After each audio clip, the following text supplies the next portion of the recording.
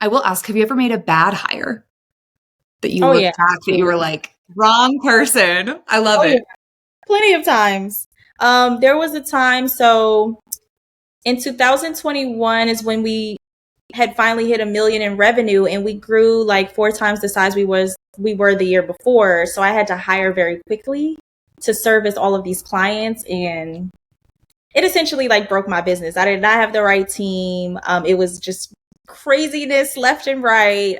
So we've recovered, right? But it costs you a lot of time, money, and energy when you make the wrong hiring decision, because this person is a reflection of your brand. So sometimes it might tarnish your brand Yeah. reputation. It might ruin a client relationship. One of my mentors told me you have to be very intentional about creating the culture within your organization, because if you don't, it will create itself. So I Mm-hmm. found myself owning and running an agency where the culture was not what I intended it to be.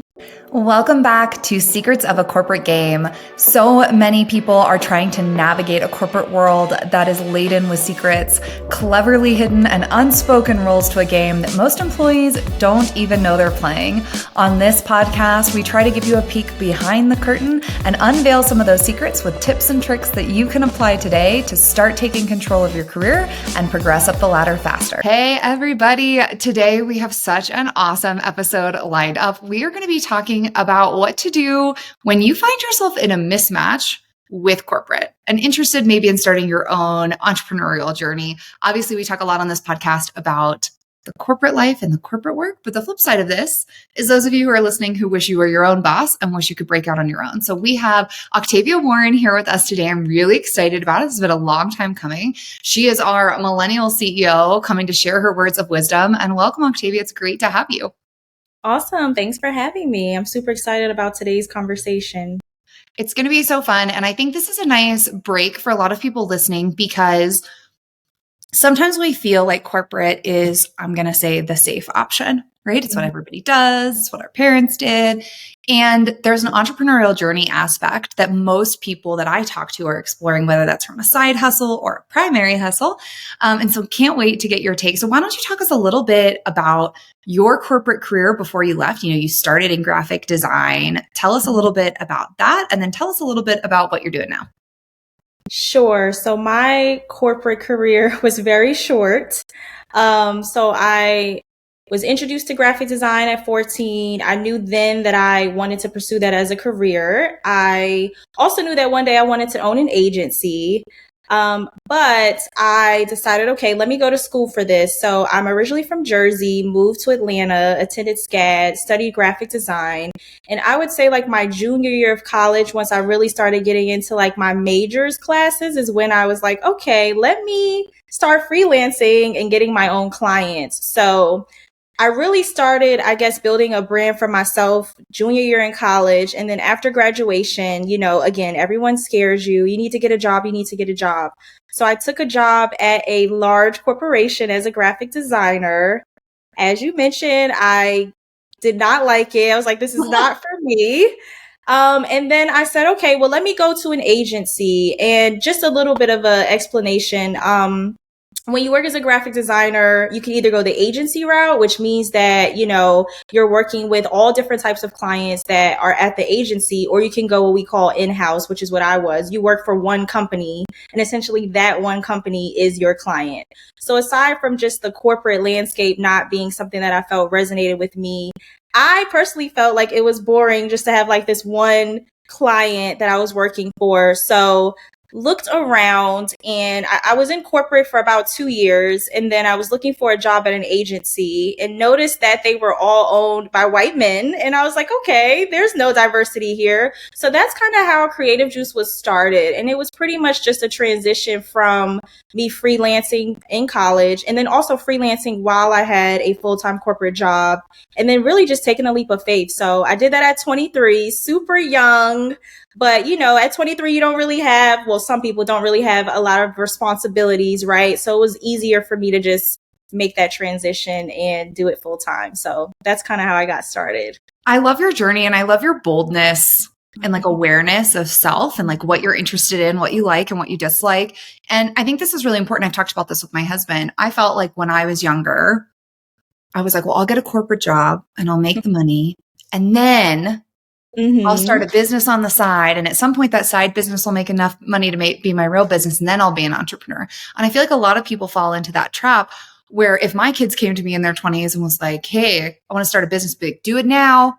Be poor now. You don't want to be poor in your 40s when your friends are going to Cabo for spring break. Like, that's not when you want to decide. And I think there's a lot of power. I had a guest on a few weeks ago, Anis, and if you haven't listened to his episode, we'll tag it in the show notes. And he talked about how you can make a great pivot in your midlife. But I also think there's something really empowering about just like going after what you want when you're young and you know it's not the right fit and you want to do something for yourself. And so I love that you really like took ownership of that. So I'd love to hear, and this is a totally uncensored audience, you could be honest, like what didn't you like about corporate? What are the things that were happening that you were like, not for me, not my favorite? It was more like the politics. In terms of like, I mean, you have to build connections even being an entrepreneur, but I feel like it's even more like making sure that people within the organization like you because you want to make like strategic career moves. I'm not saying that I'm hard to get along with, but I just didn't like the corporate politics. And then I also just didn't enjoy, again, like technically the corporation, even though I work for them, from a graphic design perspective, they're the client. So it's always just this one brand, right? Versus at an agency or when you have your own freelance business, I can work with whoever, wherever. So it keeps it more interesting in terms of just like the types of projects I'm working on. And also, I think having like different types of clients, I'm able to learn about so many different types of ways that people make money, which is pretty cool. And then also just stretching my creative muscle. You know, if I'm branding a construction business, that's not going to be the same way I'm branding a consulting firm. So it just keeps it more fun and energetic and exciting because you just never know what types of clients you're going to end up working with. Yeah. And I think, Octavia, you touched on something that really resonates with a lot of my audience. It resonates really closely with me is I feel like the hardest part of corporate is the politics, right? And when you are an entrepreneur, you can choose not to engage with somebody, right? You can have a client call and be like, no, thank you. But in corporate, you get assigned under a bad VP and you're like, oh, well, this is my life for the next 2 to 3 years, right? And so I do think that the politicking, the people, the like, branding in corporate, it's probably the reason most people come to me is like, man, I just don't want to be fake. I don't want to be inauthentic. I don't want to pretend to be somebody I'm not for the sake of getting promoted in 12 months or getting to the next level. And so I think that's a really refreshing perspective to hear is like, hey, maybe you are the personality type where you don't like that. And an entrepreneurial route's just better for you. It allows you to be more authentic to who you are. And that ties in really well, I think, with your creative aspect as well, right? You want to be creating new vibes and new visuals and new looks for all these different companies and not be pigeonholed into like one specific thing. And I can see that being, I'm not a creative person. Okay. I cannot like color inside the lines. Not my skill, but I have so much respect for people who can do it because for me, it's such a foreign concept. And so I can see for me, it's like analysis. I want to analyze lots of different data sets. And you would probably be like, nope, not for me. But you want to create lots of different visuals, right? I don't like to do the same thing every day at work. And so I think those are great takeaways for people who are listening who've maybe been contemplating an entrepreneurial journey. And they're like, yeah, but it's corporate and it's safe and it's a paycheck. But like, it doesn't mean you can't do your own thing. In fact, you've actually found quite a bit of success, right? You even coined the term the Millennial CEO.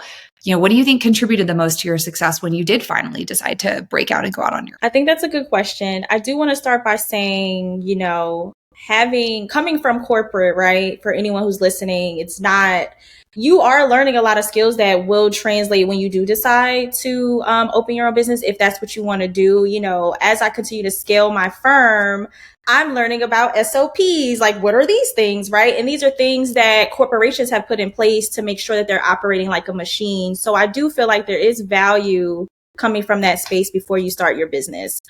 In terms of what I feel like contributed to my success, I would say always being hungry. So what that looks like for me is, literally telling everyone what I do. My friends used to make fun of me. I carry business cards, not anymore, but back then, everywhere I went, it didn't matter if I was at the grocery store, church, wherever. I'm always telling people this is what I do, asking for referrals.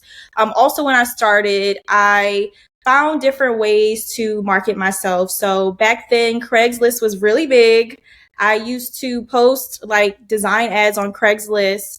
I also learned a lot about SEO. So I made sure that my website was like on the first page of Google if you Googled Atlanta graphic designer. So I got a lot of leads that way. I also like took advantage of my school's alumni career website. So a lot of different companies post job opportunities that maybe everyone doesn't take advantage of. I would make sure I applied to those. So I really did focus on just really marketing myself, getting my name out there and letting people know what I did. And then I think on the other side, right, is making sure that I live up to, the expectations of clients. So making sure that I'm providing good quality deliverables for them, making sure that I am buttoned up when it comes to customer service, making sure that I'm gathering feedback. I think all of those things are like really important when it comes to being successful. And then the last piece I would say is resiliency. So, I feel like being an entrepreneur is one of the most challenging things you could ever do in your life. And, I honestly didn't know what I was getting myself into. And then it was like, oh crap, I'm here. And what am I going to do now? So there were tons of times where I'm just like, I don't know what I'm doing. Or I wish I worked at another agency before I started my own. So I think it's a lot of like resiliency and just, I say I am building the plane as I'm flying it, right? So I'm like literally figuring it out, but business doesn't stop. So I think just having that resilient perspective and willingness to learn and just be better and know that yesterday's mistakes you don't have to make tomorrow, right? I think a lot of us beat ourselves up as entrepreneurs because we want to be perfect, but I think around like 26, I had to have like a come to Jesus moment with myself. Like, girl, you are 26. You're not going to know what you're doing or how to pitch this client or how to hire the right people. So it was really like a huge learning opportunity for me. And I continue to learn in my business. And I think just that hunger is what really sets me apart. So, yeah. Yeah. You touched on some really great things that I want to like dive a little deeper into. Okay. And it's funny you mentioned resiliency because I just sent a quote to a client of mine who recently quit their corporate job, is starting their own gig. And it said that the difference between entrepreneurs who are successful and the entrepreneurs who aren't are that they keep going. Mm-hmm. And sometimes I feel like that is the hardest part, right? I run my own business. I've made so many mistakes, so many mistakes. I didn't have a contract early on. That seems like an obvious thing when I think about it. No contract. I just was like, sure, we'll just chat. It'll be great. Like, Right. nope, that's not going to work. So Right. I do think that, the resiliency that you speak of, this is true like in corporate and as an entrepreneur and really anything that you do, like having that thick skin and like learning from your mistakes. Because you said, the mistakes you made yesterday, you don't have to make them tomorrow. But I see lots of people make them tomorrow. They just like keep, right? Yeah. And so I do think learning from your mistakes is so key in whatever you try to do, because it does help you be better for that next phase. Yeah, definitely. I also think you touched on kind of some self-development, which I would love to hear more about. The self-development of learning from your mistakes, like we just talked about, but also like you said, I have to learn SEO. I didn't know SEO. I go out there, I got to learn it. I got to teach myself. I got to take a course. I got to figure it out. So what are some of those areas that you really focused on as you were developing yourself? I'm sure there are many that you feel like kind of helped you propel your career and your business forward. Thank you for tuning in to today's episode. If you're finding the information on this podcast helpful and you're looking to take control of your career and start to elevate yourself to the next level, go ahead and check out our course. Go to bit.ly/career coach course to get signed up today and to start taking your career to the next level and navigate the secrets of the career game. So what contributed to my success? So I would definitely say marketing yourself is a really important tool that you need to have, or skill rather. You have to be able to tell people about about the services and products that you sell. And earlier in my career, I kind of explored the idea of hiring like a salesperson, but the reality is no one's going to and can sell your business as well as you can. So definitely becoming a master marketer. I think also from the perspective of thinking about eventually wanting to scale one day, I had to really fine tune my leadership skills.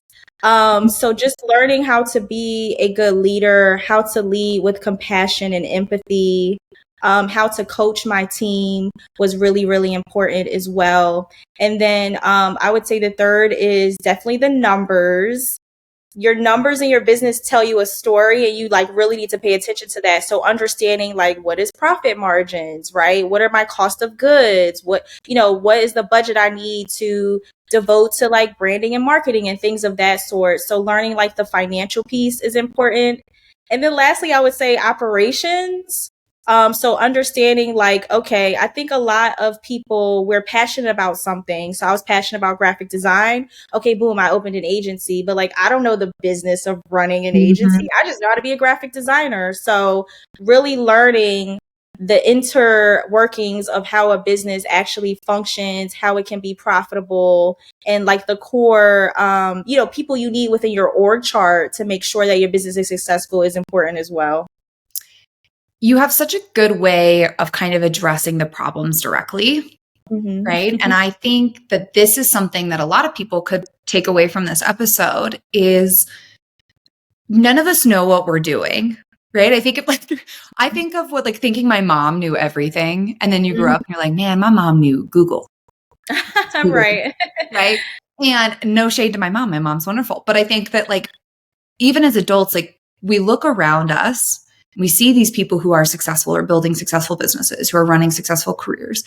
And we think, well, they must just be better at X than we are. But they're not. The difference is that they said, oh, I don't know how to run a business. I'll go learn how to run a business. I don't know the financials. I'll go learn the financials. I don't know marketing. I'll go learn marketing. I don't know how to build a team or lead a team. I'm going to learn that. And I have a good friend of mine. She and I call it taking messy action. Messy action is always better than inaction. Like do it wrong, but at least do it and then learn from it and get better. And I think that it's great that you're going after these problems, really trying to solve them with these specific skills that you're building. And I think your skills are really transferable. I'm sure you would say the same. If you decided to run a business selling watermelons tomorrow, you'd probably be like, well, I know how the numbers work. I know how to lead a team. I know how to run finances. You're like, oh, I want to run an interior design firm tomorrow. You may not know interior design, but you know how to build that business. And I think that fungible skill set is so key, right? Of like, how do you build skills that are valuable to you, valuable to your business? You also talked about building out your org chart and hiring the right people. And I find that this is such a challenge no matter what you do. If you're in corporate and you're hiring people, if you're an entrepreneur and you're hiring people, it is sometimes hard to know like what you need from somebody and then how to lead and coach them. So I'd love to hear when you are hiring people, when you are expanding, when you're growing this business, what do you look for in your team members? What kind of things do you need from them? Sure. So I will say like starting out, which probably wasn't good, but because I didn't know I was doing right. I'm learning as I go. It was more like, okay, my business is telling me what it needs. So for example, when I first started my agency, I had an executive assistant and then I had like graphic designers, web developers. Well, we got to a point where the creative team was doing the work, but then I realized like they weren't good at communicating with the client. And I was like, oh, I think I need like an account manager or something, right? So it was like me just trying to figure that out. So that's how I was able to kind of understand like, okay, this is what my business needs at this specific stage. In terms of what I look for in our team members, I start with our core values. So I like to interview towards those. And then I also ask potential candidates, like, what are your own personal core values? And I just see if that aligns with like the type of culture I want to build within my organization. I also look at, of course, skill set. But to me, like character is like the number one thing because you can't teach that. You can teach skills.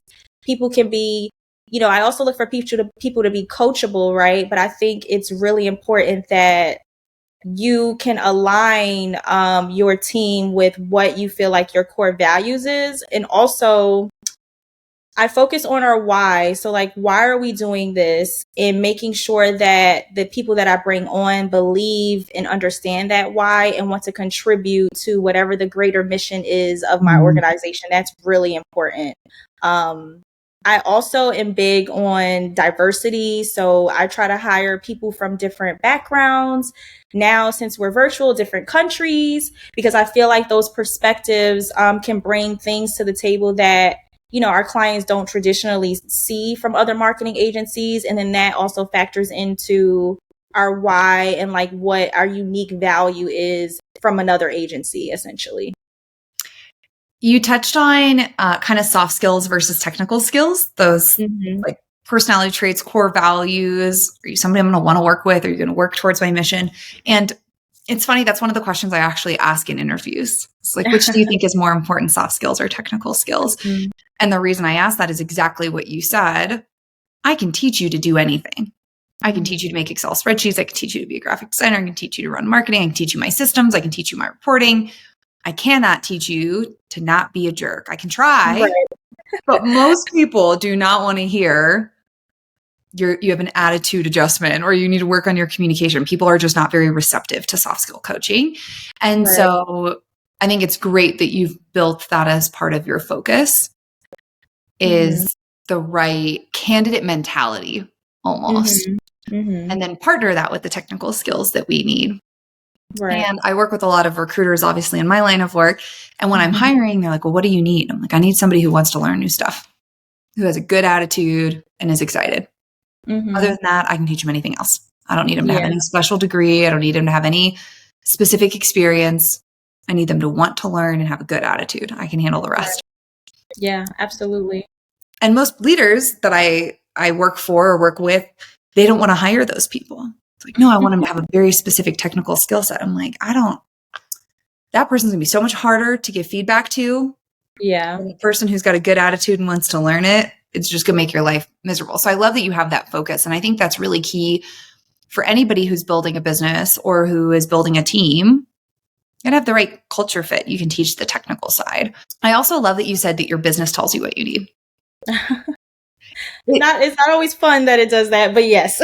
I think it's good though, because it brings awareness, right? If you're paying attention to how your team is operating, you'll see the gaps, you'll see the pain points, whether you're managing a team for a corporation or you're running your business. And I always joke, I'm like an accidental entrepreneur. I posted a TikTok video 2 years ago. It went viral. The rest is history. I had no business. I had no website. I had no plan. I had 2,000 people on a wait list in 48 hours. And I was like, well, we're building a business. And a lot of mine has been the same way that, oh, well, there's too many calls to take. I guess I need salespeople to help me with those calls. The accounting is getting complicated. Guess I need an accountant because I am not an accountant. And I have so much respect for people who have that level of attention to detail. And so I do think there's some awareness of what's happening in your business. How do you respond to it? How do you grow from it? I will ask, have you ever made a bad hire that you look back that you were like, wrong person? I love it. Plenty of times. There was a time, so in 2021 is when we had finally hit 1 million in revenue, and we grew like 4 times the size we were the year before. So I had to hire very quickly to service all of these clients, and it essentially like broke my business. I did not have the right team. It was just craziness left and right. So we recovered, right? But it costs you a lot of time, money, and energy when you make the wrong hiring decision, because this person is a reflection of your brand. So sometimes it might tarnish your brand reputation. It might ruin a client relationship. One of my mentors told me, you have to be very intentional about creating the culture within your organization, because if you don't, it will create itself. So I found myself owning and running an agency where the culture was not what I intended it to be. So I had to spend a lot of time just figuring out, again, like, who do we need? What do we need? What's our why? and use that as kind of like a North Star to make sure that I was not only hiring the right people, but we want to hire the right clients, right? I've fired clients before who just were not a good fit, or didn't value our expertise, wasn't respectful to the team, or even like small, well, I'm going to say small stuff, but it's not small. Like, hey, you're not responding to us, right? It takes you 3 weeks to get back to us. And now, or when you do, you want something tomorrow, right? So those are not the types of ideal clients for us. And, if you don't have a good client, or you have a, bad apple on your team, it affects the whole team. So you have to be very intentional about who you bring on. And another mistake I had made was I closed like a really large deal, like a multi 6-figure deal. But during the sales process, that client gave me red flags that they would be kind of difficult to work with. But I just saw all these zeros and I'm like, oh, we'll figure it out. And it turned out just to be a nightmare, right? I didn't follow my intuition. I was just paying attention to the money. And then, I have a conversation with my team and they're miserable. And that's not fun. I want people to want to work at Creative Juice and, value the work that they do and enjoy the clients that they work with. So yeah, I've made tons of mistakes. We all but do. You learn from them. And it's the only way, you could go to school and learn not to do these things, but, experience is always the best teacher. It doesn't always feel fun and fuzzy and warm, but, sometimes you just have to make a mistake to like learn that lesson. Yeah. The biggest shift in my sales team was the moment where I said, it's okay to tell clients that they're not the right fit. Because I made the same mistake you did. Somebody's red flags everywhere, but there's a lot of zeros at the end of that contract number. And you're like, could I be unhappy for that much money? Right. But then it ruins like your whole day. And I've talked about this with, friends of mine who are entrepreneurs, where I take on a client who I see a little red flag and then they become a client and I'm like, oh no, that is not doable. Right. Yeah. And I do think that's a big lesson for entrepreneurs out there. And I think it's hard because we want a paycheck. We want to pay our people. We want to pay our teams, right? We have that level of pressure, but also taking the right clients is just so much better for everyone. Yeah. And then I want to back up. You said one bad apple, and Barbara Cochran did an interview actually where she talked about how she loves firing people. And I think a lot of media took it out of context and made it sound really bad. But if you watch the whole interview, what she goes to say is like, if I have a bunch of good kids and I have one bad kid in with my good kids that's turning all of my good kids into bad kids, I can't wait to get them out. Yeah. Because that's going to make my team better. That's going to make my team flourish. And hiring that negative attitude, that negative persona, that is, it's like the poison in the well, right? How do you get that out of there? Because it brings everybody down. It brings me down. I'm like, I don't want to deal with you. You're negative. Yeah. Well, I think this is all great. I love kind of hearing a little bit about your journey, both in how you've had to develop yourself to cater to your business, but also how you've grown your business, how you've built that success. If somebody's listening to this and they're thinking, I love this. This is the kick in the butt I needed. I want to go start my own business tomorrow.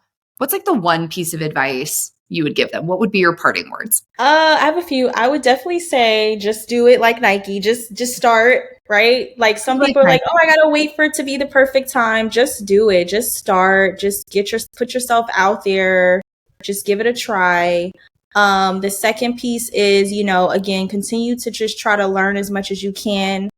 I'm a firm believer that I can learn anything from anyone. I think that, my friends make fun of me, but I'm like a sponge. I could talk to anybody and just learn something new. And I'm just soaking up all this information. So just not being afraid to learn new things and continue to just better yourself as a leader. But I would say just get started. You'll figure it out. A small little baby step is still a step forward, a step where you are crawling versus running or walking, you're still moving forward. So just continue to move forward. Just get started. You'll figure it out. It'll be okay.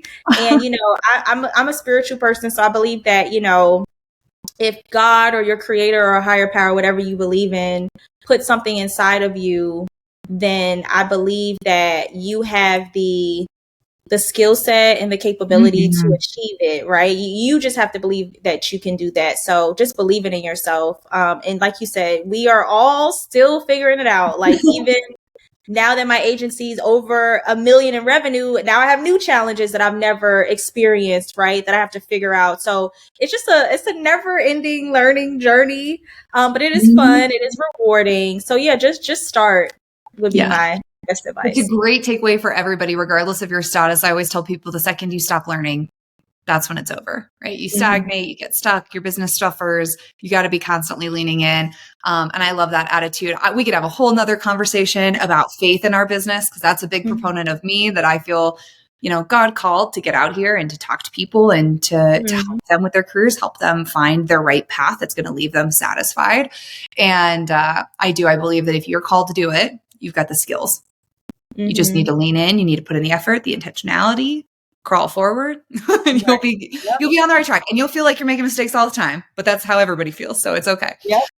Well, it has been so amazing, Octavia, having this conversation with you. I love getting all these tidbits and pieces of wisdom from our own Millennial CEO. So if people were listening to this and they want to check out your business and possibly get more affiliated with you, where do they go to find that information? Sure. So I would suggest you visit us online. The website is itscreativejuice.com. If you want to connect with me on LinkedIn, it's Octavia Warren. And if you want to see my ratchet side and behind the scenes, you can find me on Instagram. It's the Millennial_CEO. But just warning, I'm very true and authentic on my Instagram. But yeah, if you want to keep it more professional, then follow me on LinkedIn. I love it. Instagram is how I found you, and I find it great to see like the authenticity and the realness of it. So I so appreciate you coming onto the episode and onto the podcast. If you guys listen to this and you absolutely loved it and you want more great guests like Octavia, please make sure that you give us 5 stars, comment below with any questions you have for your entrepreneurial journey, and we'll be checking in periodically. Otherwise, thanks for tuning in.